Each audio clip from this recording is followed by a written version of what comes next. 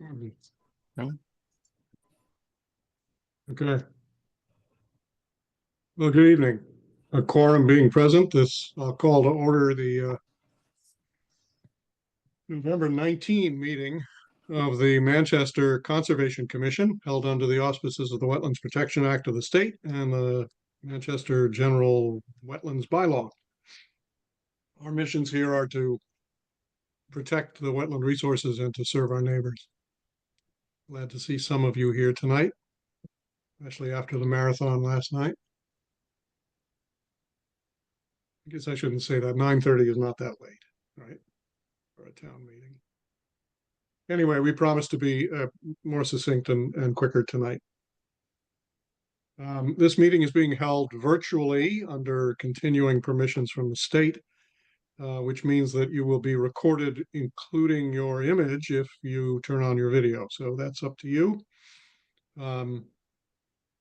We will conduct all our voting by roll call, and when public comment is permitted, which it will be during this meeting, if you have something to say, please raise your hand physically or virtually with the command at the bottom of your, or somewhere on your Zoom screen.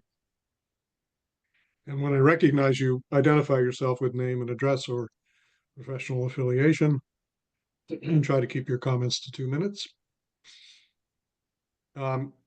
Please don't use the chat function for anything but technical questions, no substantive comments or questions, because it does not become part of the permanent record. I think that's all the preliminary, so let me call the roll and we'll get going here. Dr. Olga Hayes. Here. Dr. Henry Ottinger. Here. Dr. Jeffrey Bodmer Turner. Here. Dr. Gordon Turner. Here. Miss Sari O'Season. Here. And I'm Steve Gang, Chair, and I'm here. David Lumsden is absent, but a quorum is present. So we'll proceed. I'm going to ask your indulgence for 5 or 10 minutes at the beginning here to have a little information session on the status of the traffic islands, which have been completed but not vegetated or stabilized yet at the corner of Harbor Street and Bridge Street.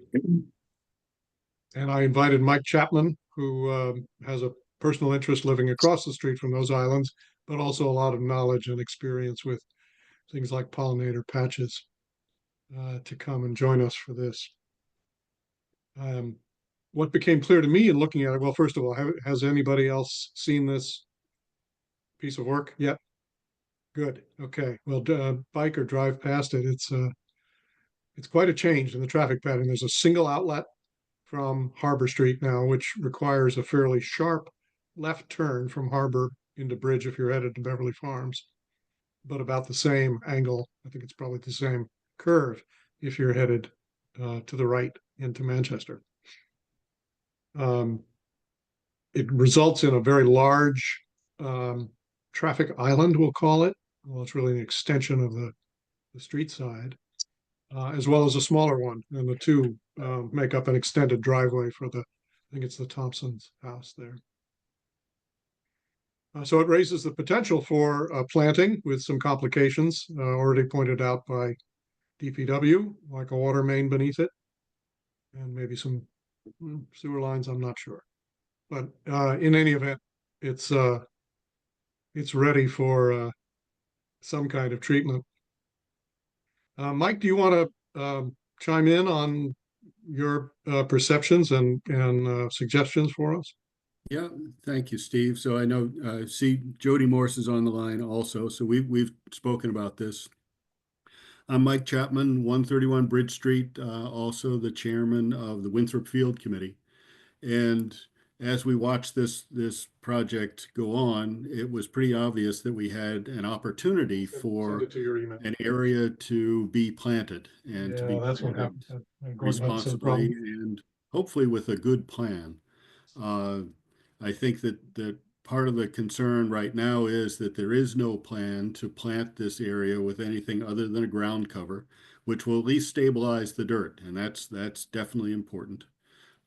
So I think what we were hoping to have at some point is a plan, hopefully with including pollinators in this area. As we had spoken about this, Steve, the planting of the low ground cover to stabilize the dirt may be a pretty good thing. And the reason that I say that is that when we've worked with other folks doing plantings at Winthrop Field around the pond, around the wetland area, we've always planted mature plants in pots. We've never planted seeds. And the reason that you don't plant seeds in the pollinator world is that it'll take 2 or 3 years for those plants to grow up, and oftentimes they just get crowded out. So even if the DPW did put that low ground cover on, we would be able to break through that and put in, pollinator type plants, from pots. So I guess our hope at some point is that a planting plan is generated, that it includes pollinators, and it's welcoming to folks as they come into town from Beverly Farms. So the question is who will do this plan? If you ask DPW, it'll be like the one over at Lincoln Street, and that's not very interesting. So I have a feeling Concom should take on that. Happily, Jody Morse is here as well. She's the head of Friends of Manchester Trees, and I think she has a dog in this hunt, as we say. Jody, did you want to contribute an idea or two? Well, you have to be careful because when I see a large area like that right on the street, my initial reaction is, oh my goodness, trees. We need trees there. So I think we can certainly combine a pollinator garden, or as other people call it, a biodiverse planting mix, but also to include trees. I think it was a great place for trees to get, water runoff, obviously create shade in that large area. And so, yes, we need a plan. So obviously, if we're going to have herbaceous perennials or whatever growing, there's going to need to be some sun, but certainly against the far, I guess, western side of that area could be a number of different trees that are, taller, different canopy heights, and we need a plan. So that is something that usually costs money. I'm happy to get ideas from the ComCom. I just wanted everybody to know that the Friends of Manchester Trees would be interested in donating the trees and the planting labor to get trees planted. So we want to be represented. Great. Yourself in. I agree completely. I think a plan is a good idea. Short-term stabilization of it. It's not exactly flat. So while right when I saw it last 3 days ago, it's gorgeous, nicely loamed and with a granite block edge. There's really nothing to prevent all of that nice stuff from running in a heavy rain if we ever have heavy rains again. Thursday, So maybe. Yeah, maybe it should be stabilized for the winter. Some combination. I do want to add, mix. I'm sorry. Go I ahead. do want to add one anecdotal piece of information. I was walking around there yesterday and ran into somebody who lives down on Boardman Avenue, and she had made some comment to the people that were digging it up and putting the loam down that, oh, wasn't it great that you saved this tree? And the response was, yeah, but when you see how many of the roots we cut off, I'm not sure if it's going to survive. So I'm not sure what to do with that piece of information, but there is a large something called a Boozman elm tree that was planted. You might recognize it if you look at it. It's one of the many elms that were planted by probably the Friends of Manchester Trees back in the 70s when the American elms were dying. They're not the most attractive looking trees, but it is there, and it used to be in the island, and now it's kind of at the edge, towards Winthrop Field. But it is a fairly large tree. I think we just need to expect that it may not live, but we need to. That's the one thing growing in that area right now. Steve, I noticed you that have I did unanimous take a support. You've got community input. Who's going to do the plan and how can we help? I think that's the question. Gordon, you had a comment too, and then Jeff. It's not that relevant. I was just gonna say, I drove by tonight after you mentioned it, and I had never noticed the tree before, but I noticed it tonight. I was like, how did that get there? But It guess does it's been stick there out all along. right now. So, yeah. Jeff? There is an issue here, which is, when they did the bump outs in, the village, at the corner of Norwood and Beach, going into Union and, at the corner of Union and School, they came in with some really nice plantings that block visibility for people turning on and off of, School Street and, coming up, coming out of Norwood, and with traffic coming around the corner on 127. Anything that's put in there needs to be low enough so that visibility is achieved. And Absolutely agree. Yep. it's absolutely necessary. They had to tear out plantings at the corner of School Street because they were just too high. There were grasses that were like 3 feet high and you could not see coming out of School Street. And it caused a problem, so they had to tear out all that planting. I'm also questioning, what is the role of Concom in this? You know, I certainly like pollinator gardens. I certainly would like to see, you know, something that's more interesting than Pachysandra. But I don't understand what our particular I role think is. I think it's primarily that it's been determined this is town property, not state, although it's a state road. And therefore, either DPW figures out what to do with it by itself, or we intervene as the overseers of town land, whether or not it's designated for conservation. We'll return to that subject at the end of the meeting, but so it's a small parcel of town land, not under Article 97 or anything else, but I think that gives us skin in the game. So I propose that we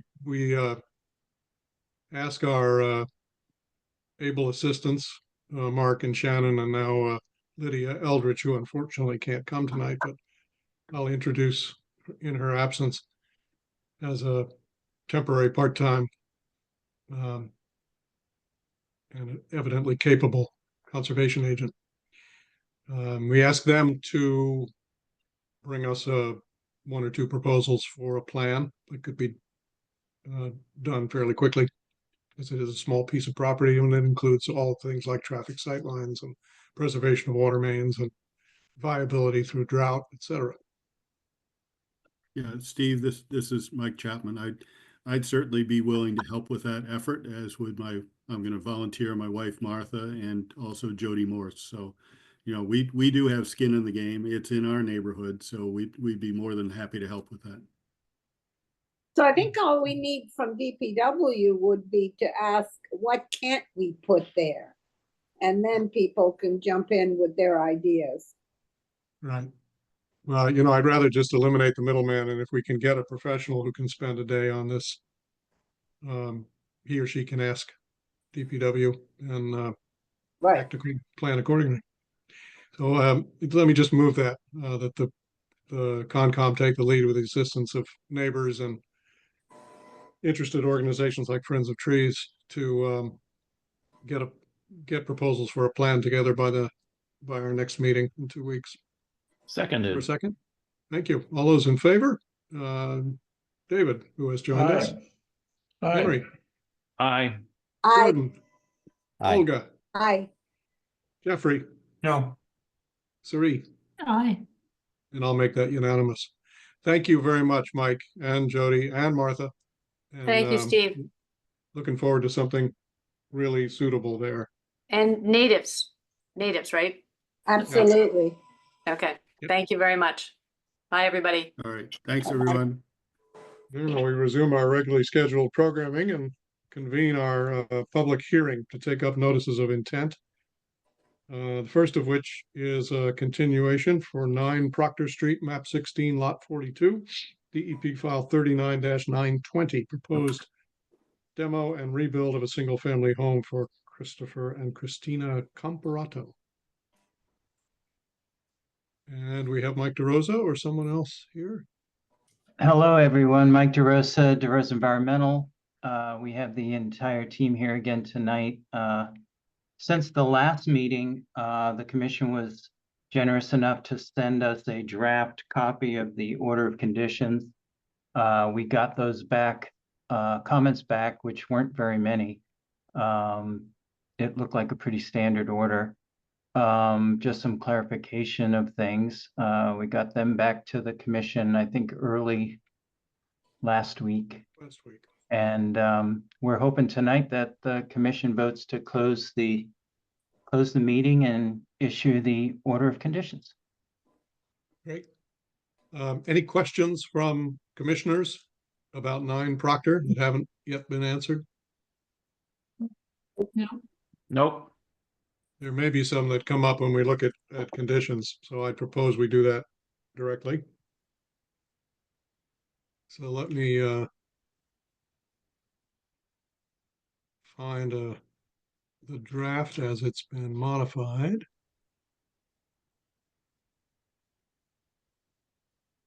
And see if I can share my screen for all of you.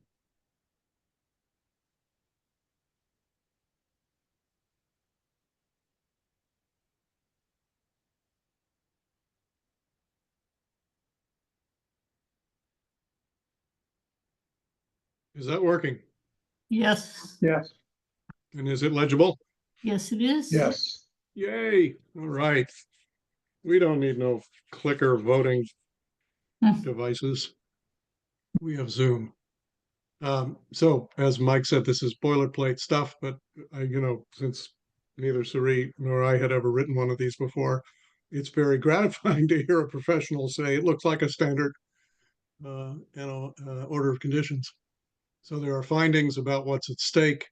There are general conditions which are unchanged from order to order. There are pre-construction conditions, which are also fairly standard.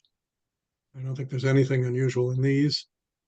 And then construction period conditions. And these begin to get a little more specific. So I didn't mean to skip over if anybody on the commission has comments about anything up to number 14. No, Okay. So once we get into construction, we have some proposals from the team that's working on 9 Proctor, starting with 18. 18 said simply equipment fuel storage and refueling and lubrication operations should not be allowed on this site, which is standard in our practice. But the suggestion here is that they should not be allowed within areas of jurisdiction at the site and will be limited to areas outside of jurisdiction. Suggestions? Yes or no? Well, I mean, that needs clarification. So for whoever added that, how will they be limited outside the area of jurisdiction? Well, does jurisdiction mean resource areas, or does it include buffer zones? Any comment from the DeRosa team? Yep, sorry about that. Whoops, where did my thing? What number was that? That was 18. 18. so I think we had, It's possible that the numbers have shifted because I clarified some things by dividing some of these. equipment fuel storage. And also parking. Right. Yep. Yep, so 18 became 17, or 17 became 18. So we had that. I'm not sure where the limited to areas outside jurisdiction came, or what that, John, did you add that? Yeah, I think don't it's clear. I don't think I added that. I think the whole point of this condition, or what we were getting at, was that the equipment could not be stored or fueled like within any of the areas that are under jurisdiction of the commission. So that would include Right. buffer zones, riverfront, all of that. So there's a large section of land that runs down towards the street that is completely outside the commission's jurisdiction. And our thought was, you know, vehicles could be stored and fueled on that location. Yeah, I'm receptive to that. I'm receptive to that partly because of the grade, which is fairly flat, and partly because in a practical sense, it doesn't make any sense to pick up heavy equipment at the end of every day Well, and bring it back in the morning. Exactly. It's Right. not going to happen. It's Right, just, no one does that. So we might as well acknowledge that it's happening. I mean, we've seen major bulldozers and shovels parked for months on various sites.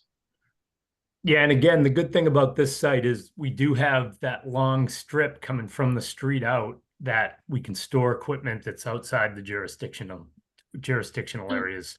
Right, so I think it does make sense. We just need to clarify the language here so that it's, Thank you. So the first one pertains to storage of fuel and refueling and lubrication. And that would say that it shall not be allowed within areas of jurisdiction at the site. And that seems to me sufficient. The second part is redundant. Yep. That, It's the period that and was going to be before. my comment too, Steve. Yeah, just eliminate the end of that. yeah, good. Perfect. Okay, and the second one is about parking and storage, and it should probably mirror that. So construction equipment that just happens to be passing by on the street shall not be parked on the property. And any construction equipment or vehicles related to the project shall be parked and stored as far as possible from the protected resource areas and buffer zones. Why don't we just say out of those, given the shape of the site? Shouldn't be a huge yank to just back them up to the driveway. The house isn't going to be occupied during this process, No, Right. right? Yeah, no, it'd just be access of your construction equipment. And how about shall be parked outside, parked or stored outside the protected resource areas and buffer zones? That's fine. The next, unless there's any other comments, the next one is the geothermal well condition. Suggested, the blue is suggested by the DeRosa and Morin team. Geothermal wells should be installed by appropriately licensed and insured professionals and shall follow all applicable local, state, and federal laws and regulations. We do have brand new, this year, Board of Health regulations on wells, which include these. The second suggestion comes from Lydia Eldridge, mirroring what she uses in North Reading. Any ground surface discharge of geothermal wastewater that completely infiltrates into the ground prior to reaching a surface water feature requires a groundwater discharge permit, which I think is just stating the rule. Yep. Yeah, I think excellent. That's fine. Looks fine. Yep. Then we go to post-construction, which is pretty boilerplate. And then special, which is where rubber meets the road. So we had proposed a CPPPP. And John Moran correctly asked, what is that exactly and what under the state law is it? And I said, boy, this isn't my area of expertise, but I will Google my way through this. And I have sat through a 2-hour presentation last week, in fact, of stormwater management standards. And it does turn out that under one of the standards, 4 or 5, is mentioned something called a construction period pollution and erosion control and something. It's ornate, but it provides a simple checklist for such a plan, what the contents of the plan would be. John, did that ring true to you? Yeah, so pretty much, Steve, I appreciate you spending the time and digging into that as well. And it's pretty much what I thought is it literally follows what we do for SWIP and NIPD's permit applications. So I think we know exactly what the commission's going to want for this. Good. I note we have another NOI in front of us that's in Riverfront over on Vine Street. And they went ahead and prepared their draft plans for this, since evidently when you're in Riverfront, you do have to comply with stormwater management standards, demonstrate that you're complying, even though you're a single family residence. Is that true? I'd let Mike talk about that, but under the stormwater standards, single family homes are exempt. Yeah, and the question is, does that apply when they're in Riverfront? I believe it I- does. Yeah, it's, what is it? Four lots or less are exempt. Great. I wasn't able to figure that out in my quick Googling. All right, Henry suggested clarifying language here in 31, that only chemically untreated wood products. And Henry, did you want us to take out such as green oak?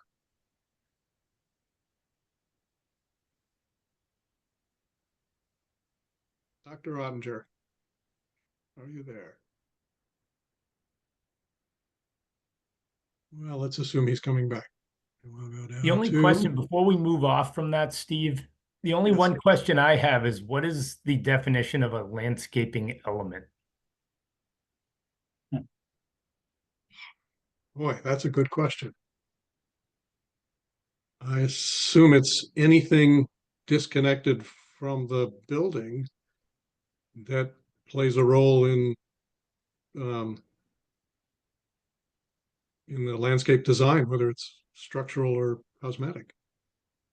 I mean, when I first read it, I read it as like landscaping beds and elements like that. But then the more and more I read it, I'm like, well, I guess a deck technically is a landscaping could be a landscaping element. Retaining wall could be like, yeah, maybe I'm overreading it then. So you're suggesting some of these might not be wood, in fact. Or like maybe they can be wood, like depending on what they are. Is the word landscaping necessary? Good question. Well, I think what we're after here is that when wood is used, it's limited to this type. So that's a good point. If it's in contact with the ground or it's going to contribute any of its chemical treatment to the stormwater. Steve, can I comment on that? Yes, I think you David. have to, Jeff, I think we have to leave that word landscaping in there. Because if the sentence, if we were to take that out, the sentence would read, only untreated wood products shall be used in the construction of any elements of this project. Yeah.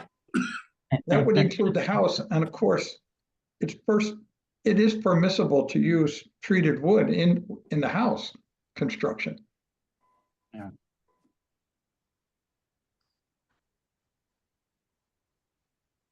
Yeah, fair enough. If you're going to cover it up with paint or siding or something, right? Or even pressure treated wood in certain elements of the house. This area.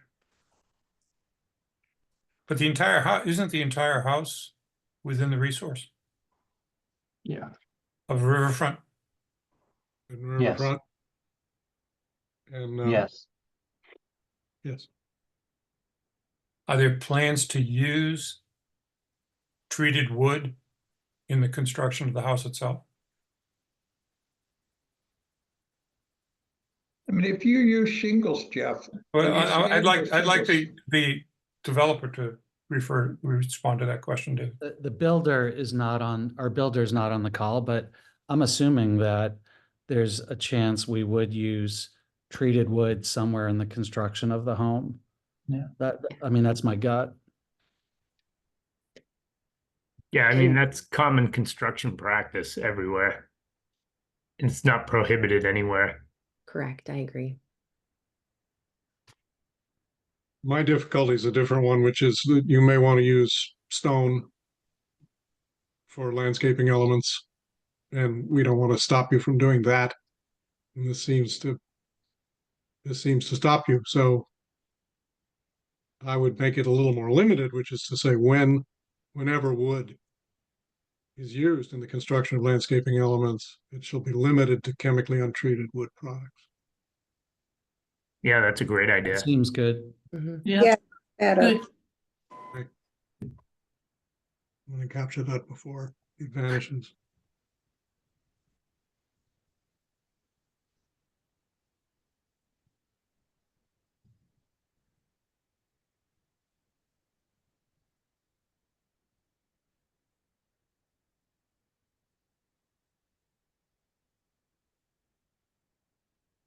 Okay. On to conservation monuments. I think we were just sparring here with different suggestions for what they might read. I was trying to make them a little more accessible to somebody who's just casually looking at them. So no mowing or chemicals was my choice, but I think the standard Mike suggested is protected resource area per order of the Manchester Conservation Commission. What are your opinions about this?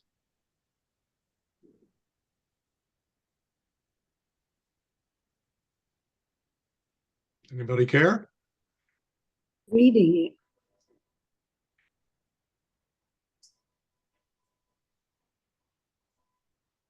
You're suggesting keeping the language as written, including the blue?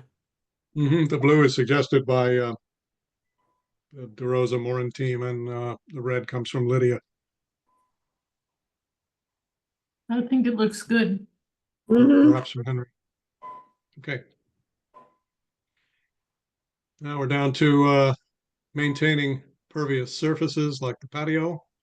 Suggestion was according to manufacturer's specifications, which I'm fine with. Yep. Yep. Are you as good? Yep. Then there's a suggestion here that other treatments might be utilized besides ultraviolet or low chlorine. And if so, then the water needs to be carefully treated if it's removed, if you dewater, which we've never envisioned before. I guess the question is, what other kinds of treatment do you have in mind? We were just trying to make it so that you could use this condition for other sites, so it's not hyper specific. But the idea would be that in other towns that we work in, there's basically a 1 or 2 week period where it's basically an off-gassing period, usually for chlorine treated pools. And within that time, the pool water becomes, not treated, I guess, if you want to use that phrase. And so it's really for when you're lowering the water level in the pool in the winter time for winter storage. And typically we have that pumped into a dry well, which is what we have here, what we've proposed here. We usually are not required to remove water from the property. I'm good either way. What do other commissioners? Yeah. I'm good either way. I'm good either way. Either way. Okay. So we shall be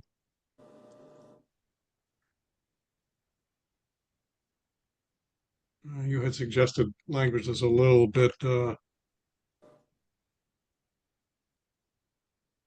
looser than that. Nope, that's exactly what you had suggested. Okay. Water for the pool shall be treated by ultraviolet or the low chlorine method. If another treatment method is utilized, then the pool shall not be dewatered within 2 weeks of treatment. He likes it. This is good. Just what I was looking for. The bark of approval. All right. We also have don't sell the property without disclosing all of this, and don't do any other alterations. We list the perpetual conditions, which I think are now correct, 31 to 41. And a long-term operation and maintenance plan, which is also part of stormwater standards. And mitigation planning was suggested that we permit invasive species management, not specific. Thank you, Siri, or whoever did that.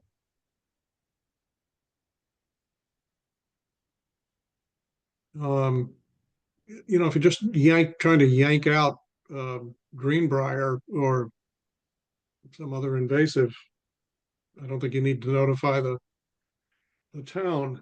But I was thinking if it's anything significant, so I guess if it's anything significant, it would fall under paragraph 41. Another alteration. Mhm. So I'm talking myself out of this clause. What do others think? Maybe planning. I think it's fine right now. I'd keep it. Okay. It's unlikely we would issue an enforcement order for someone removing invasive species unless they were doing something really outrageous in the process, like burning them down. The question is the process by which they do it. Right. So the way we've been doing this lately with others is when we come in with a certificate of compliance request, we have a long-term maintenance plan that gets recorded with that COC. So then that gives more specific methodology, like you just brought up, going into the future. So one of the big things we're finding is that in these invasive species management programs, there's no long-term mechanism for people to continue to maintain them, which is really just selectively removing any errant invasive shrubs in particular. So we find that's been working out pretty good, and it allows people to go in and do the management that needs to be done without going through the whole process. I like that again. approach. That it would read something like this: invasive species management will be prevented only in accordance with a long-term maintenance plan. Perfect. That's great as long as Mike's outfit's doing the job. Would someone else understand what a long-term operation and maintenance plan was? Well, we do require one be prepared up here somewhere. Yeah, it's a narrative that would get recorded with the COC, Jeff. So I understand that, but well, it's supposed to be in here somewhere. It doesn't say that there. Right. There's no quality control. It doesn't say, Mike, I have no question that you guys will do a good job. But my concern is this is something that's going to be used as boilerplate with other projects that unfortunately the DeRosa company did not get the contract on. So my concern is that we need to have something that's specific enough so that others will understand what we mean when we say a long-term operation and maintenance plan. And Steve, I would add, could you please add the word required in front of long-term operation and maintenance plan? And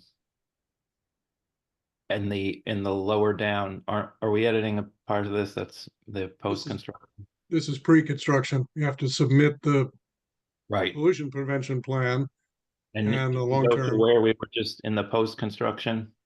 Right. Yeah. Right. Further down, I think. Further down. Yeah. Be required. Right. Required long. Right. Thank you. Yeah.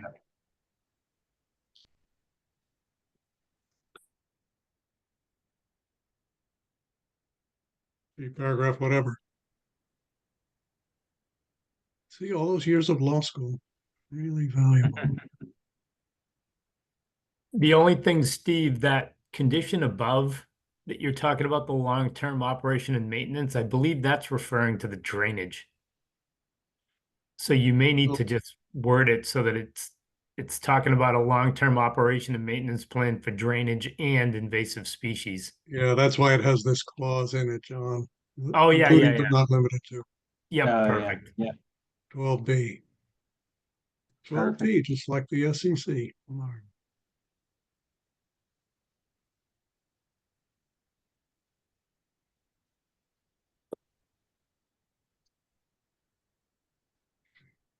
Okay, are we done?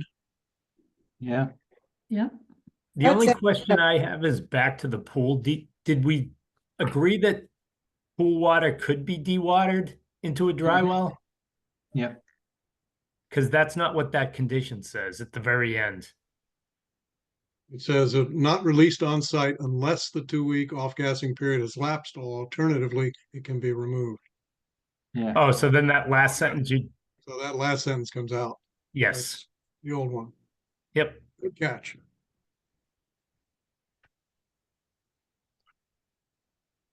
We'll put this through a sanity filter before we file it, but thank you for catching that.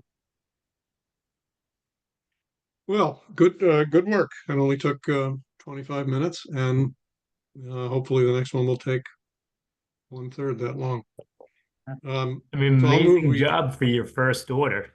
I move we issue an order of conditions for 9 Proctor Street, DEP file 39-920, with the standard special and perpetual conditions just described. Second. Thank you. All those in favor? Olga, Aye. Jeff, Aye. Henry, Aye. David, Aye. Gordon, Aye. Sari, Aye. and I will be an aye as well. Thank you. Nice team. work. Thank you Very very much. Thank you. Thanks, everyone. Thank you. you. Okay. Well, that was easy. Now we can move to 35 Vine Street, map 47, lot 19. Sorry, I forgot to ask if there's any public comment on 9 Proctor. I didn't see any notorious neighbors, but you never know. 35 Vine Street then, map 47, lot 19, DEP file 39921. Construction of a building addition with associated deck expansion, spa, relocated patio, landscaping improvements, and invasive species management. Peter Ashwee. I'm sorry, I still don't know how to pronounce that.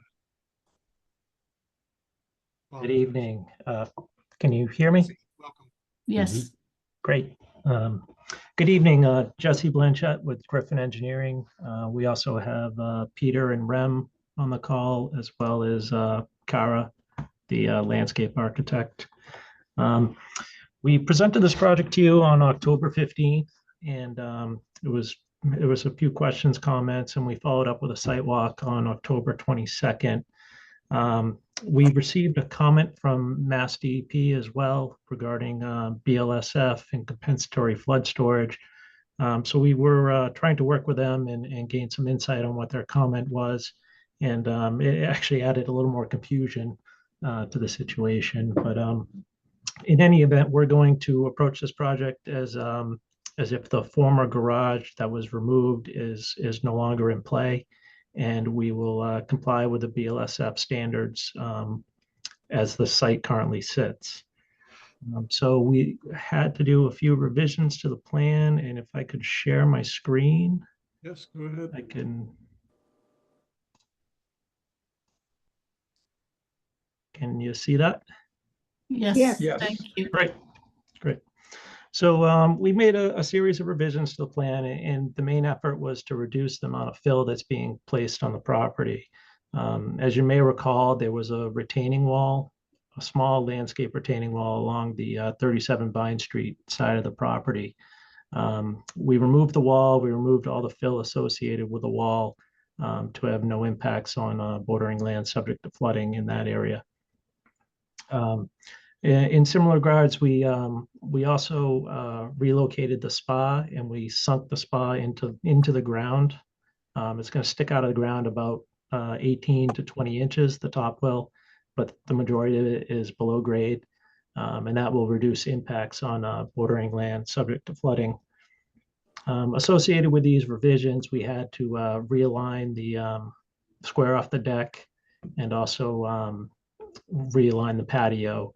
And the spa being located in this area required moving the spa equipment to an area behind the shed.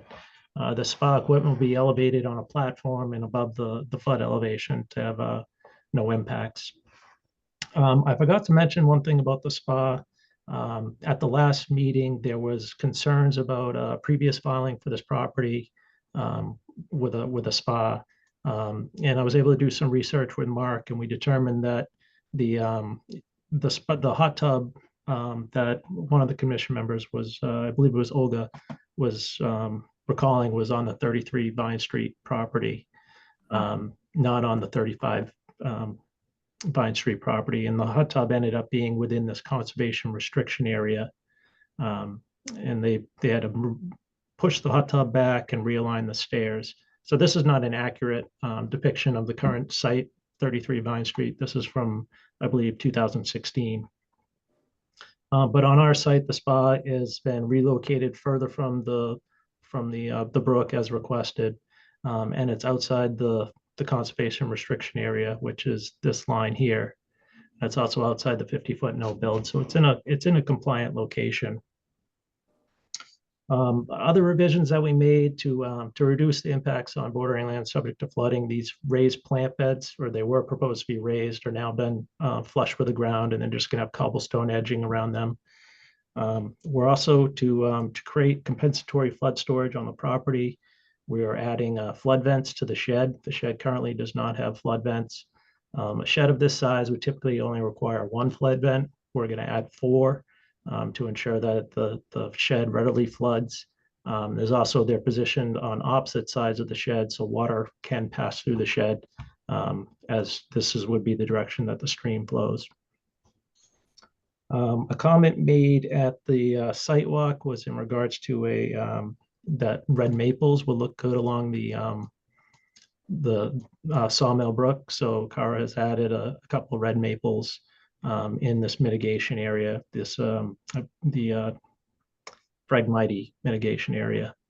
And also there was discussion about the patio. We've committed to a pervious patio.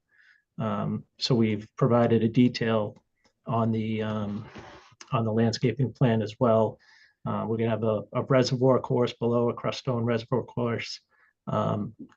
Gaps in the 1 to 2 inch wide gaps in the bluestone pavers filled with rice stone. So it will be a true pervious paver patio. I forgot to show you as well the when we omitted the wall up here, there was concerns about erosion. So Cara has amended the landscaping plan and has added a lot of vegetation to the area to stabilize the slope. And also provide the privacy that the property owners are looking for. One other thing is this is the rain garden was relocated. It is slightly in the conservation restriction area, but it shouldn't impact the spirit of the conservation restriction, which is in regards to flood storage. So the only other thing I wanted to mention was our bordering land subject to flooding comparison table. Before we were including the old garage structure, which was a 1,400 square foot structure and had, I believe, 4,400 cubic feet of flood storage capacity associated. This is the incremental change as the site currently sits. You'll see there's an increase in flood storage capacity in the third.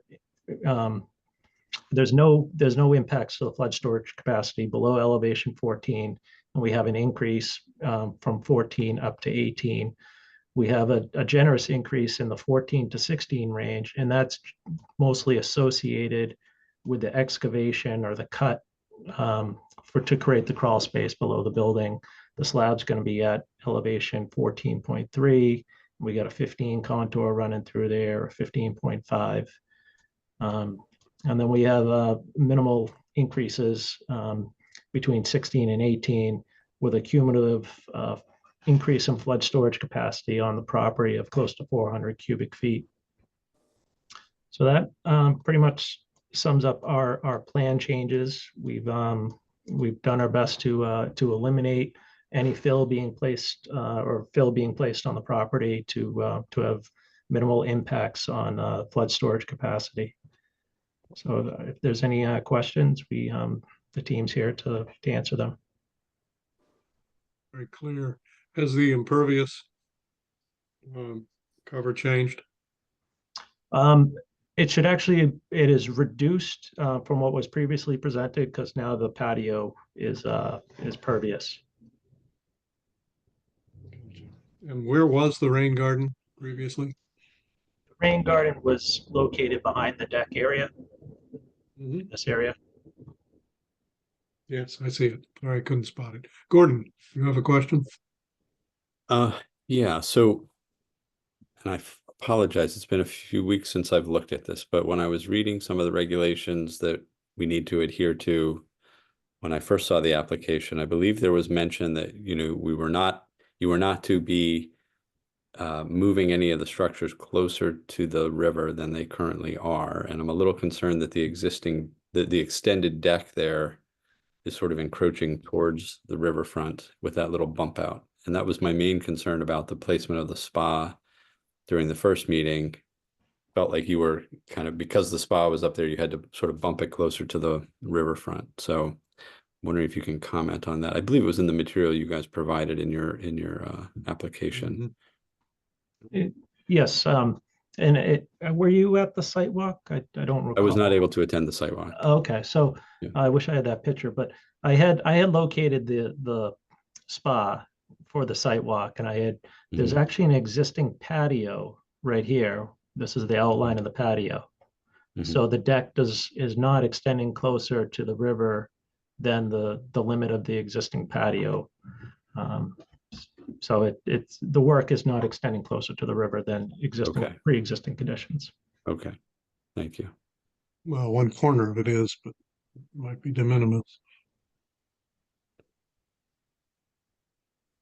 Is the commissioner, do the rest of the commission interpret it that way, that if there's a patio there, that counts as sort of the current? Feels like that is sort of developed up to that point, so it seems reasonable. Okay. Oh, yeah, the lawn counts as disturbed, Yeah. but I get your point about keeping the distance, not decreasing the distance to the river itself. Right, right. How many feet are added to the deck versus the width of the current deck? Can't tell from the scale here. The width? This The direction? distance Or- coming toward the river from the house. Yeah, that Oh, little bit. I believe it's 4 or 5 feet. Okay.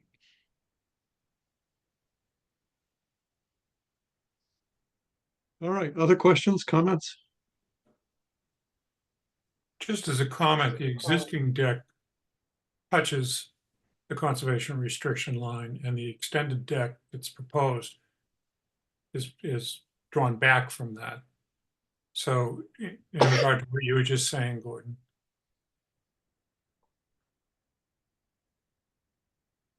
Yeah, it's just that the deck in this revised plan is actually larger than the prior plan, which included a spa.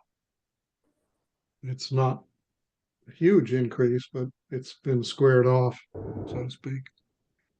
And Gordon's correct that that's, technically moving closer to the riverfront than the previous construction.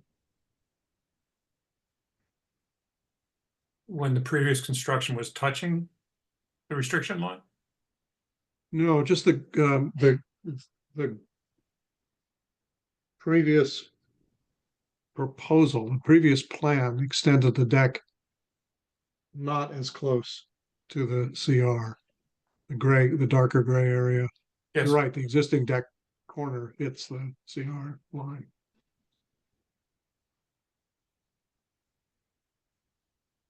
Okay, any comments from the public on 35 Vine Street?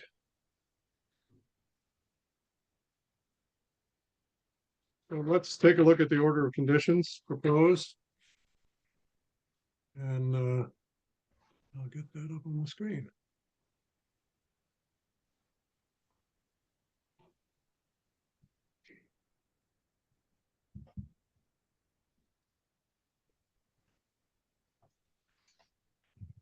Is this big enough to be read, or should I enlarge it?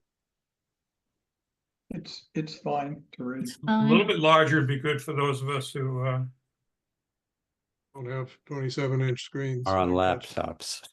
Yeah, Yeah. better? that's much better. Thank you. Okay. I haven't filled in the yellow, but it's boilerplate stuff just to reference the plans on the NOI itself. These are the findings, the areas affected. General conditions are unchanged, boilerplate. Reconstruction conditions. The only change here is that I had proposed that we require a certificate of compliance be obtained for the prior work, but I think it may already have been. Yes, Does anyone know? that order of conditions was closed out. Good. Okay, so that condition extinguishes itself. It can stay in or not, doesn't matter. And then in the construction period, standard stuff about limit of work and erosion control, equipment, fuel storage and refueling. Assume. Go ahead, Gordon. Yeah, I was just gonna ask what the plans are for the shed and how things are gonna, what kind of things will be stored there. Permanently, you mean?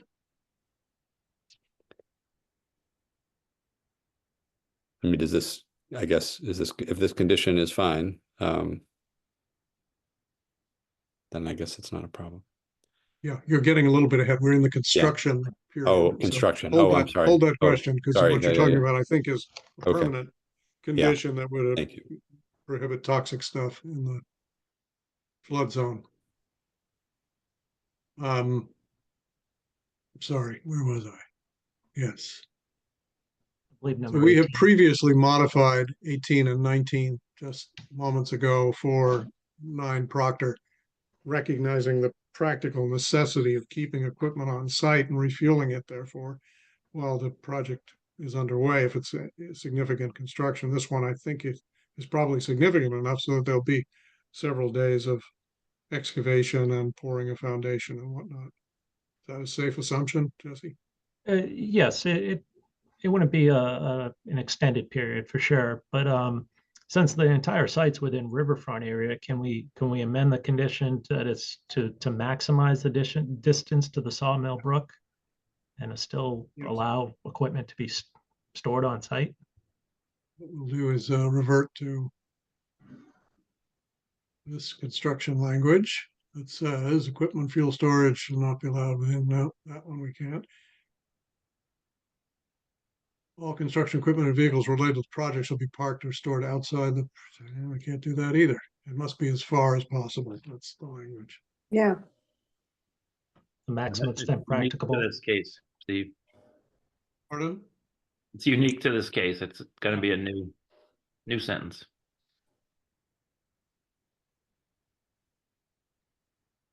Parked, stored. Construction equipment. We'll make it fuel. Lubricants. Construction equipment and vehicles shall be parked, stored. And refueled as far as possible from the resources.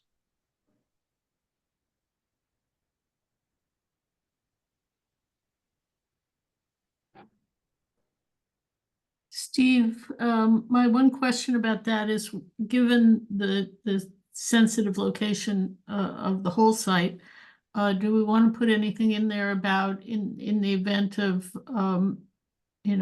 of storm or I know in some other orders of conditions, we talk about measures that need to be taken if there's a storm predicted. Yeah, we have these. Okay, so you've got that there, something similar, then maybe just adding something to that, saying, moving lubricants, fuel, and construction equipment. Okay, so you have equipment and materials. Yeah. That may be sufficient, yeah, Okay, yeah, thank you. good. That is a good point. Steve, just a Okay. small issue. Fuel, lubricants, construction equipment, and vehicles Yeah, that shall be parked, stored. Maybe you should start with stored since you're starting with fuel. Just reversing the two words that you put in there, parked and stored. yeah, I'm inclined to keep it as two conditions because parking and storing are not like peanut butter and jelly. So equipment, fuel storage and refueling and lubrication operations shall be done as far as possible away from the resource areas. Now, we are in Riverfront. Oh. The entire property is a Yeah. resource area. Should we Yeah, that is differentiate true. between the brook? That is That's a really, good point. Yeah,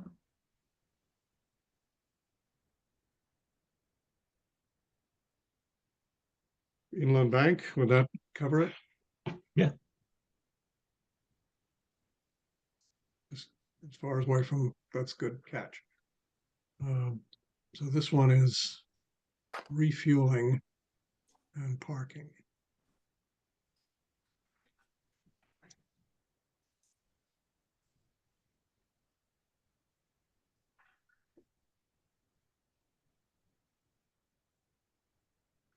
You just said that in 18.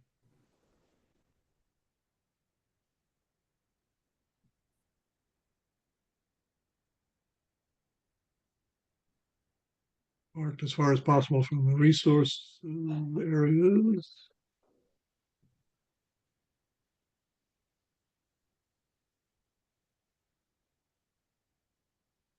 Short and sweet.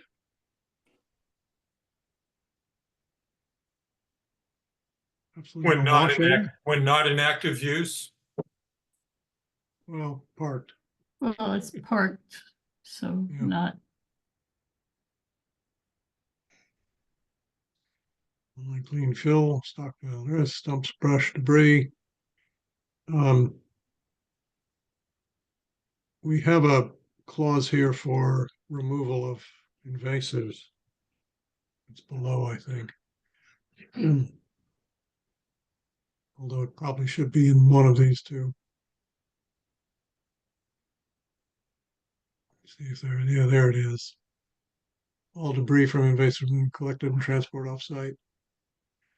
I guess that's sufficient. Okay, post-construction. Once you can, this is boilerplate. Survivability.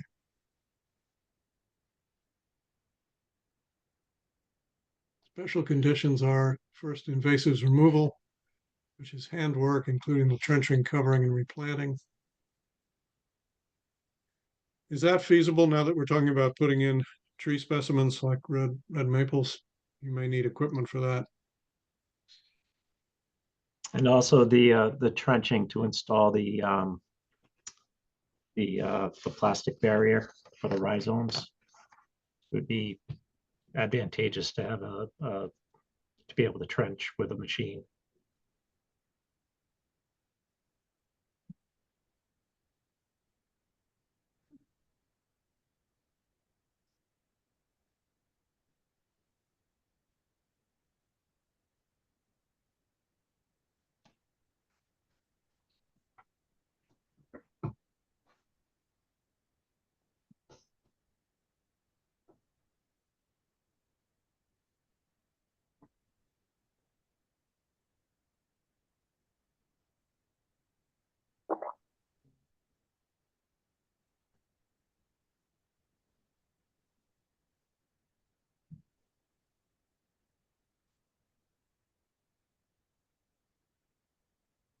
That work? Add trenching and large mitigation, maybe mitigation instead of definition of specimen may be confusing, but delivery and planting may use appropriate machinery, because to dig, I mean, it really depends on the root ball size and. Yeah. Thank you.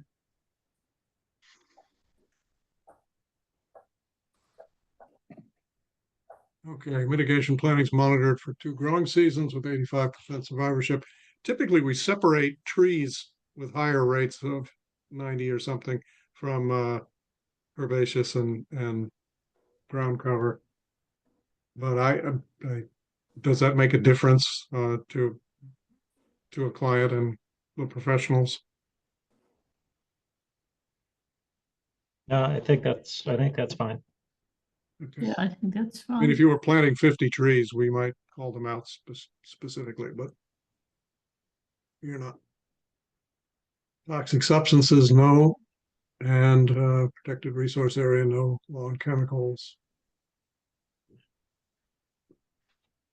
And we added any future owners, lessees, landscaping or gardening contractors. De-icing chemicals, hazardous. Okay, so this would cover, I think, Gordon, 33 would cover your concern or not? What do you think? Yeah, Okay. thank you. Yep.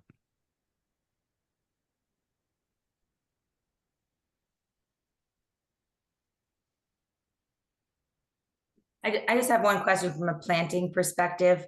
If we plant the natives that we have proposed, when we plant the natives that we have proposed, and if there is potentially a very wet season or a very dry season, and that specific species, one of the species does not perform well, and therefore we are under that 85%, are we allowed to switch the species in which we are replacing that with, or are we required to only plant the plants proposed on the list in the event of, you know, a die out?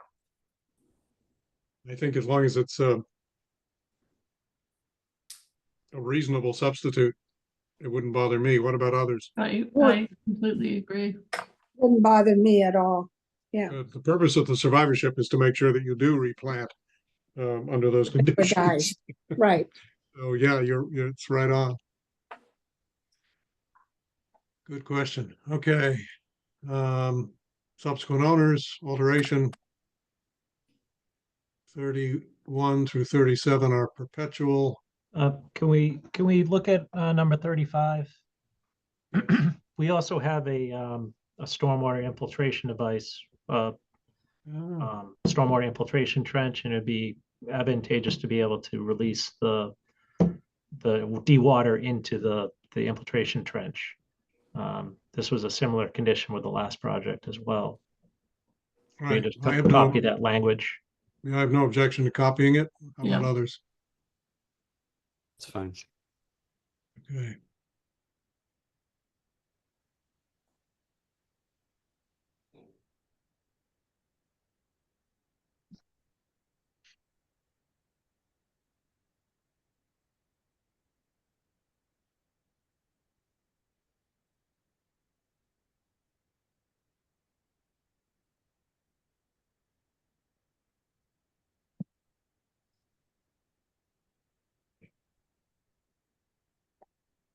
You get 2 periods at the end. You know, it's a lawyer thing. Belt, suspenders, one hand on my trousers. Thank you. I mean.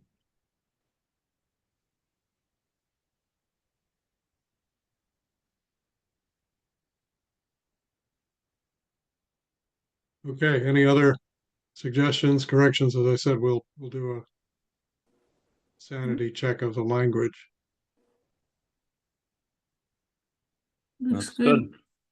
That's good. Okay. I'll hear a motion. Move the order of conditions as revised for 35 Vine Street. Second, DEP file 39-039-0921.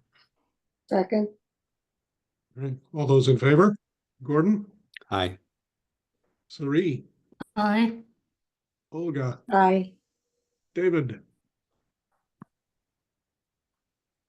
David, That's Where- an aye. thank you. Henry, Aye. Jeffrey, Aye.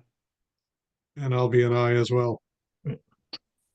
Wonderful. Thank you. Thank you, Griffin folks.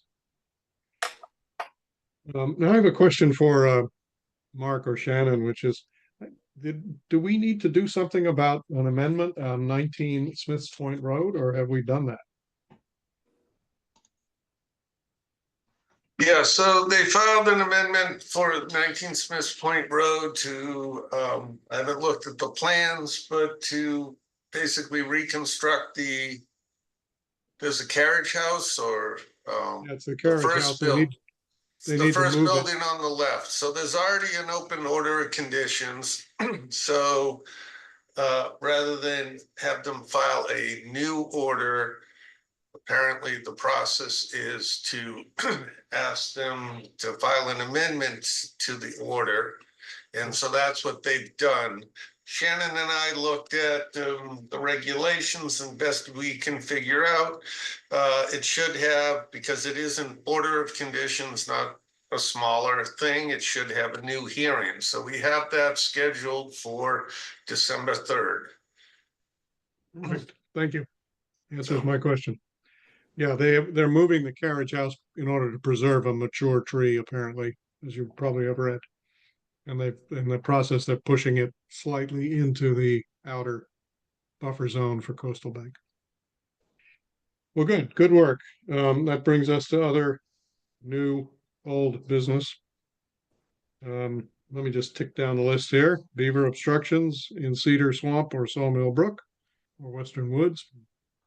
I have nothing new. Anybody? Nope. Where do we stand with the request for a plan from Beaver Solutions for? We haven't done anything on that at this point. Mark, you've had other things on your mind. Clearly. Yeah, a couple, but we just took care of one big one, and in the next few weeks we'll be taking care of another one. So we will follow up on the Beaver Solutions. Thank you, Mark. Good. Thanks, Mark. Open space maintenance funds. Nothing new there. Although it is worth noting that the special town meeting passed the CPC contribution to buying the conservation restrictions on the Normandy property by almost 10-1, which was very nice. I realized I could have gotten up there and read for 2 minutes from the congressional record, and they probably still would have voted in favor. No, you were very persuasive. I thought that was from the congressional record, Steve.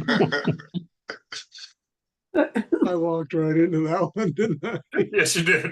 When the vote happened so quickly, I was worried that there wasn't more discussion, and I was like, "Oh gosh, this could go either way." But thankfully, it was fine. Yeah, that whole chorus of people lined up to talk about the squirrels taking over. Yeah. All right, next item, please. Open Space and Recreation Committee meeting update. Well, I see the Open Space Committee is making progress toward putting new signs on the street where there are trailheads to go into Western Woods or into Powder House or into Gordon Woods on Upper Pine. And I think that'll be a nice feature. Anything else, Olga, that we're doing? No, I missed the last meeting, so I don't, but I'm curious, Mark, is the survey done and the wetland delineation at Newport Park? So where are we at with that? No, that's still being scheduled. I think that we're trying to get a wetlands person out there this week or next week. And then the surveyors will follow up after that. So, Okay. It's a terrible time of year to do delineation, but because of the drought, What wetlands? It's a what wetlands thing? the dry land delineation. Yeah. Digital access for commissioners. I've been haranguing Mark and Shannon about this. So I think sooner or later, they're gonna put us on Microsoft SharePoint to some extent, kind of the way Mark has done with planning board. But those of you who've wrestled with SharePoint before know that it's not as simple as to do it as it is to say it. so yeah, so I've pretty much got the planning board side of it figured out. So we'll hopefully have that set up. Yeah, maybe by your next meeting. So, And what's the purpose? Steve, why switch? The town uses SharePoint. I think Dropbox was a Chris Bertoni, Steve Gang innovation because it's pretty easily accessible by everybody and doesn't have all the bells and whistles and security overhead bureaucracy that SharePoint has. but SharePoint is a town setup. So if there is requests for access to like Freedom of Information Act or other types of things related to a private Dropbox, then everything can get looked at, and it really should be through the town system. So once, so what it would let you look into the Conservation Commission files that we have. You won't be able to edit anything. I can set something up, a special folder where you could perhaps edit something or provide comments to, but we'll have a separate folder for each and every meeting where all your meeting documents will be placed electronically. So you don't have to look back for old emails. If something's continued several meetings, we'll be able to just redrop it into that meeting. So it'll be easier. Gordon's One smiling. thing I've been curious about, Mark, is whether you'll have sort of folders per property, so you can go back and look at sort of all the documents related to it. Is that already set up that way, or is? That's correct. So I have set up under conservation. We've been organizing it, and we've been scanning in old like letter permits, things that don't have a full set of drawings because I don't have a big plotter scanner. But all the other documents we've been scanning in, and we have a folder set up by alphabet, A through Z. And then depending on the street name, there's a folder for that address and everything that we have that's been for that. So that'll be a read only. So conservation commissioners can go in there and read it and see what else applies to that property in the past. All right, excellent. Thank you. Mark, I have two questions. Sure. Is there any issue with accessing SharePoint with Mac OS? With what? With Mac OS. I do it every day at work, and it's no problem. So Is there a minimum OS required? it tends to just be web-based, so it's just a web page. That's good. So I don't think you're going to have any problems. And secondly, I assume that what you're talking about is it's read-only. Can we print? I believe so. I think so. You I can don't see probably why you download wouldn't. it, and yeah, I think So you we could print to a PDF and keep it on our computer. Okay. Thank you. Okay. Mark, Good. will we Next. need special accounts on the town SharePoint system? That's what I haven't figured out yet, is how to add people and how to remove people, and whether I have access to do that, or I have access to create folders, put stuff in, edit stuff, and determine access. But I don't know if I can add people yet. Right. So Okay. Still figuring that out. We want you to have that power, Mark. Okay. Well, Superpower, Mark. yes. So Mark, I have a question. Are all committees going to be required to use the Microsoft SharePoint? I'm not sure how that can be, how that works. I'm not fully whether it can be set up for other committees as well, but for right now, I'm trying to get, the planning board one straightened out. So, and then I'll also get the conservation set up, and then we'll move forward, probably try and do zoning board after that. Got it. Mhm. Thank you. Thank you, Mark. Yeah. Next is conserving town woodlands, and I've been making a little effort to integrate the database that we have, which is largely what was compiled for the Open Space Recreation Committee Master Plan, updated in 2022, plus what Helen Bethel has done in the last year or two for the Open Space Committee. And I boiled that down to sort of the priority plots. And I'm not sure I've got the right ones, but it's a starting point. And I think I circulated those to everybody in preparation for this meeting. So when you get a chance, look at those. I think the reason I'm trying to highlight those is that I'd like to be able to work toward an article in April's town meeting where we ask the town to confirm that certain of these plots are in fact under the Conservation Commission for the purpose of perpetual conservation, which will automatically invoke Article 97 protection, which is the strongest we've got. And of course, we have to convince everyone in town government that that's not a good place to build a new police station or senior housing or something else.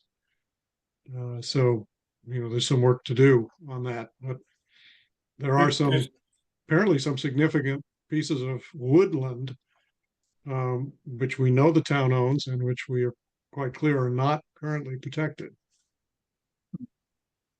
And the reason for that is probably the wording when the thing was acquired or taken by the town in some town meeting 50 years ago. Didn't mention the magic words, conservation. Steve, this is an excellent suggestion. If you need some help with it, let me know. I'll be happy to volunteer. Thank you. Yeah, I think what we'll do is I may ask you to adopt one or two of these parcels and, kind of try to chase down the argument that says conservation is the right solution for this. Let's keep it for passive recreation forever. Steve, I think you should understand what happened at the hearing on Mr. Miller's request to purchase. I think you were at that meeting at the Board of Yeah, I Selectmen. was. They referenced an idea of one of the select board members to develop a town land bank that could be used to swap and move things into conservation when they were selling another piece of property or doing transactions on another piece of property. Yeah.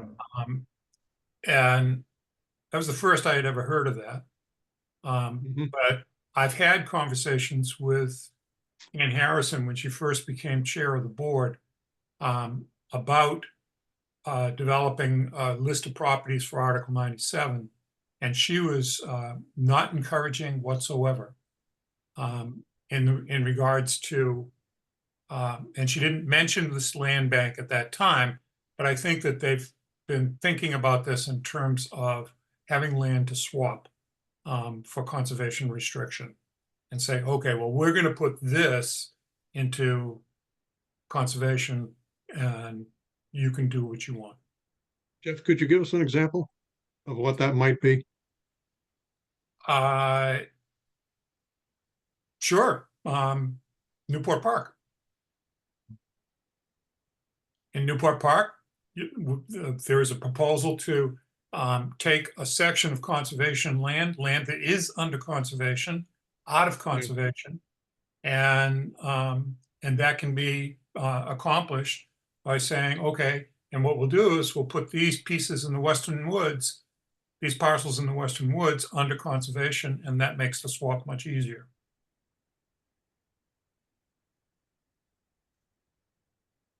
Okay, so that's a case of the state owning or a housing authority owning property that it might be willing to swap.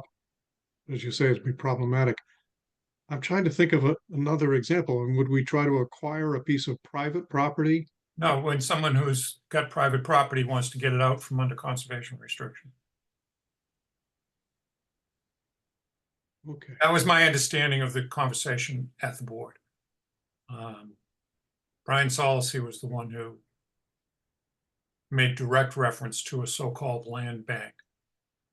So just walk me through it. I'm sorry to be obtuse, but we would allow a private CR, say held by MECT on, for instance, I don't know. The Hall's land. Stephen Marion's. Right. We'd allow the Halls to vacate that conservation restriction. And in return, we would put a conservation restriction on some of town land. Why would we do that for a private citizen? Steve, that's about as clear as it was to me. And Makes no in sense. the meeting. And I think is underlying the Board of Selectmen's reluctance to do a sweep of properties into Article 97. I think it's senior housing and public safety facilities and other things. And that's appropriate if we need those things. We shouldn't arbitrarily take a pristine piece of woodland that might be used for that purpose. But I can't see how we do a private public swap. It's like a Well, that was part of the discussion around the Miller property. Yep, understood. Now I understand it better, but I don't understand it at all. I'd like to, and it's something that maybe we can do at the open space. We have to create a map, a master map, so we know where these things are. Amen. Rather than listing them, even if the parcel's there. But if we just need to create this map, we've talked about it at open space, and it will be a whole lot easier to visualize what we can do with what. Is this a layer we No. can get added to the town GIS? No, it Yeah. exists, folks. We could It add it to the exists. GIS. I don't think it is yet, but it definitely exists. It's in the open space master plan. Is it in there? And I just, Yep. hello, Oh, hello.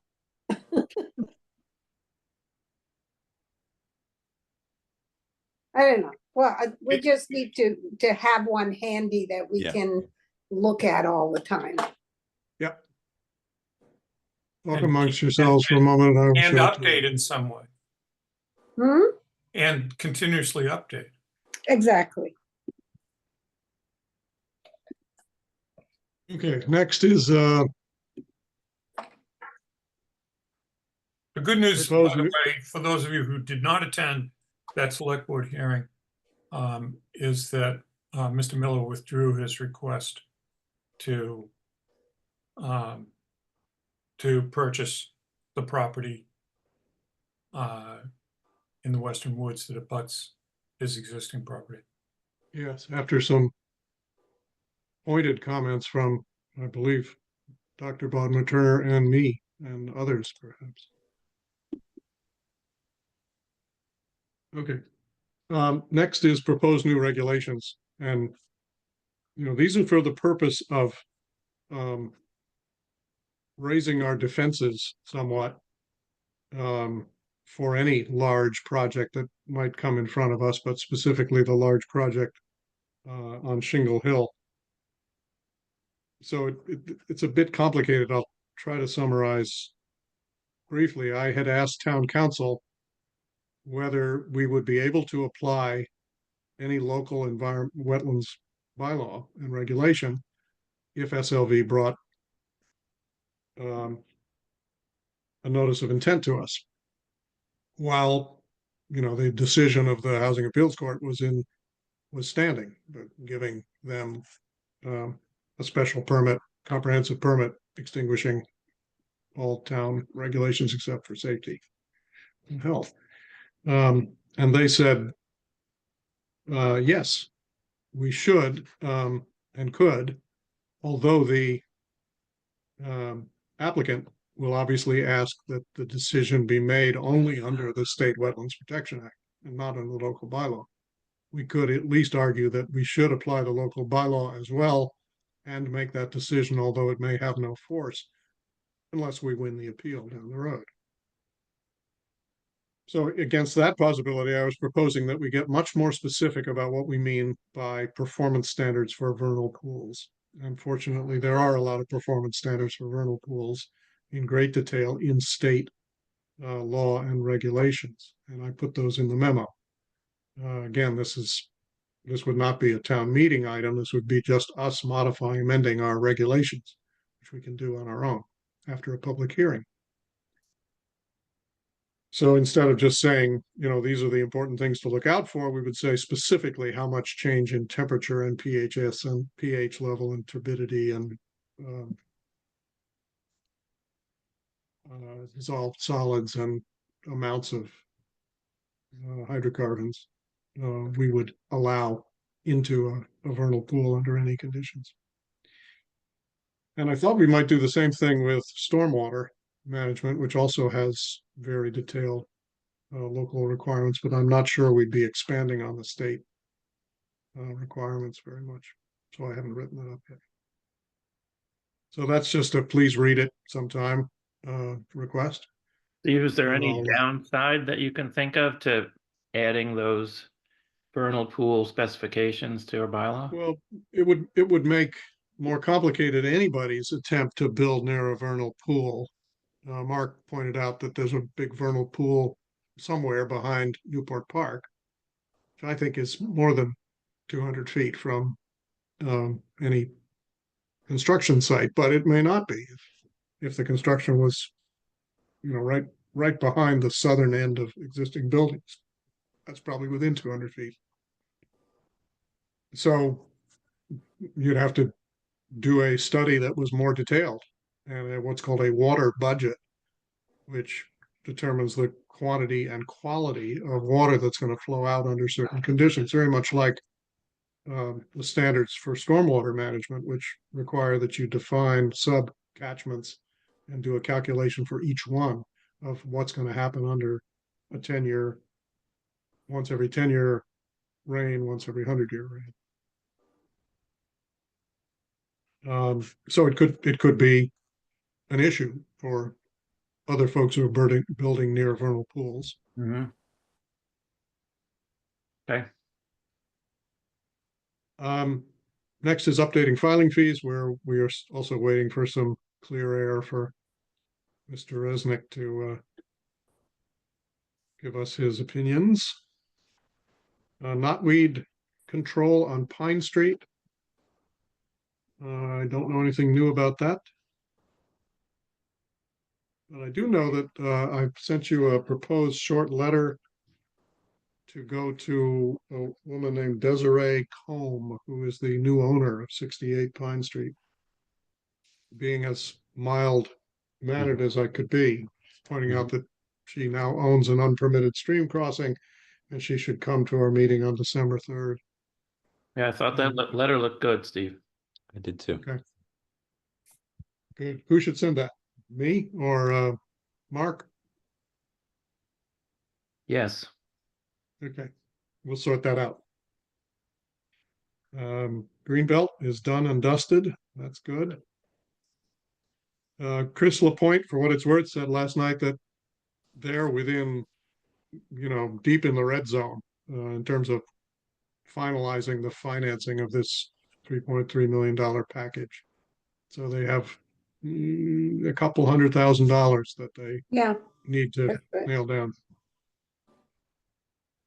which is excellent news. Any other new old business?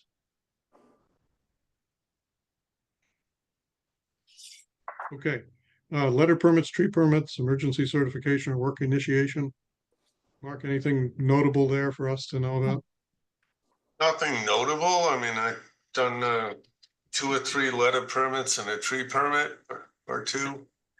But one was for Mass Electric to replace a transformer under their existing permit. One is for a couple trees behind a guy's house. One is for a tree in a circle at Blyman Circle. And that's all I've. Good. There may be a couple more. I'm trying to catch up on old emails, but we'll take care of those in the next few days. Excellent. Any expenditure? Also, for the 6th, for December 3rd, you're gonna have a very long meeting. You have a bunch of notice of intents, seawall, pool, couple piers, the 19 Smiths Point Road, and a request for determination. So Eat a hearty lunch. Thanks for Yes. the warning. And have an Steve, early dinner and lots of coffee. Good thing we have Lydia on board too. We'll put her to work. So That no brings good up a deed good goes subject. unpunished, getting a shorter meeting tonight. Well, yet, here's something we should think about. These meetings do tend to stretch out. And as you all recall, we did have a limit on how late we would meet sometime in the past. I don't think we've had to enforce it, but this sounds like it may be one of those 9 p.m. or nights or later. So Yeah, before you get there, very often the complicated NOIs require a site visit. And Yeah, so we we listen hear it. politely to the narration and schedule a site visit. Yeah, Okay. if you if you're pretty sure you, let's say, want to do a site visit for like a seawall, is you're most likely going to want to go see that. Then you don't, aside from the presentation that the engineer is going to present, you probably in your initial round of discussions, you probably don't need to have a lot of extensive back and forth until you do the site visit. So you can kind of, I think, self-limit some of how long your meeting goes. We should be because- able to self-limit, Mark, and I hope we will do our best to try and do that. If we want to, with new NOIs, we're gonna want to go do a site visit. I think Right. it's incumbent on all of us to be a little bit disciplined about the conversation. Right. And Henry is willing always to be the timekeeper. Thank you, Henry. Mark, given that there's a lot of material for that meeting, I'm happy to troubleshoot if you want to try to use me as a guinea pig for getting the SharePoint working. Just feel free to, Okay. share a document library or something like that. I can see if I That can would be great. access it, or I can talk to Okay. somebody at town if we Yeah. need to set up an account. But Yeah, I'm gonna need to talk to the computer people about how to Yeah. add people. That I don't know how to do, and Okay. I need to, yeah, so, but yeah, I'm happy to troubleshoot. okay, you're my guinea pig. Okay. The guy who couldn't find the link to the meeting tonight, but I promise you, That's my right. way around SharePoint. All Hey, right. you Well, found but if you it can wasn't find your way working. around, then everyone else will. You found it, it just didn't work, right? didn't work. Well, I didn't Oh. find the other David, one, but there, Didn't so work for Mark David pointed out, either. if you go to the calendar, there's a link on the calendar on the front page. That's so what that- I have to do too, Okay. yeah. I went Okay, to well, the before agenda we center. close, I just want to, Can we Yeah, get that that's- resolved so that we can go to the agenda center? On the 3rd? That was uploaded as an object rather than a It might clickable have been done that way on purpose, because there's a stamp on it with a date and stuff. So that calendar on the front page of the website, it's super easy to get the link from there. You just Yeah. click on today's date and it'll pop up and you'll see it. And People and don't if do you- that. They go to the agenda center. That's what I did. Okay. Yeah, well, Too bad. I just Well, want to it does- it close is a with problem. this. That's our- very empathic of you, Olga. if our This, attendees can't get in. Ah, This is Olga's dream, pipe dream. This is from the 2021 or 22 open space plan, which has lots of maps in it, but this one tries to distinguish between what's conserved and who owns it, what's recreation and who owns it. And unfortunately, it's low res, so you can't zoom in and see anything, but it's got, you know, Western Woods, it's got Gordon Woods, it's got. Oh, can you send that to us? Sure, I'll send you the whole plan, and it comes with this extraordinary inventory. Yeah, which no, is what I remember what I- doing, Yeah, what I use to sort, you know, out which ones are, as it tells you, what's the level of protection. So you have things like Eaglehead Wildlife Study Area is 28 acres and protection is unknown. So Hmm. that one is a high priority, yep. All et right, cetera. thank you. This table does not have lot numbers on it though, right? Yeah, it does. It does, lots and maps. Owner, manager, current use, condition, recreational potential, zoning district, level of protection, grant type, public access, and size. So it's got great ambition.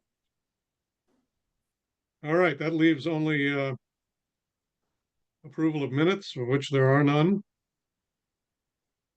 But since we're recording this, there will be eventually.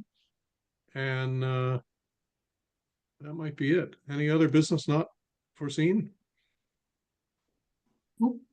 Oh, wait, Sari, you wanted to talk about 3 March? No, no, I don't want to talk about it. I'll wait till I do some work. You got it. I'm Thank not you. listening. All right, Olga, it's on you. Okay, I move that we adjourn. Second, Any objections? Acclamation? Good night, all. Thank you all. good night, Night, thank you. everyone. Thank you. Enjoy Thank you Tuesday for night doing those football or whatever you're going to PLCs. do.